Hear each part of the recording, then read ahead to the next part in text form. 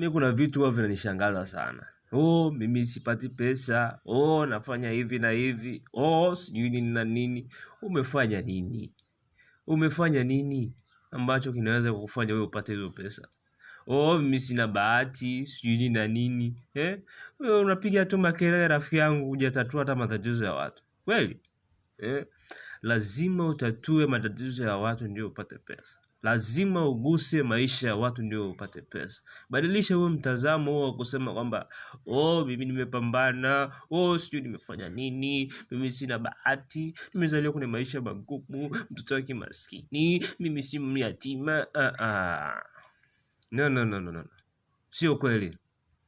Shida hata sio hiyo. Shida sio wewe kuzaliwa kwenye maisha ya kimaskini. Shida sio yatima.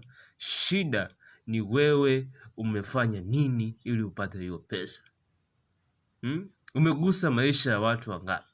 Umetatua matatizo ya watu wangapi? Umegundua matatizo ya watu wangapi na ukayatatua ili uweze kupata hizo pesa. Maana pesa ziko kwa watu. Pesa ziko mikononi mwa watu. Utazipataje bila wewe kutatua matatizo yao? Kwa hiyo tubadilishe mitazamo yetu ya kutoka kulalamika tu. Unaweza kuwa unalalamika tu lakini hujui. Huna maarifa. Uelewi ufanye nini ili upate hizo pesa. Sijui unanielewa.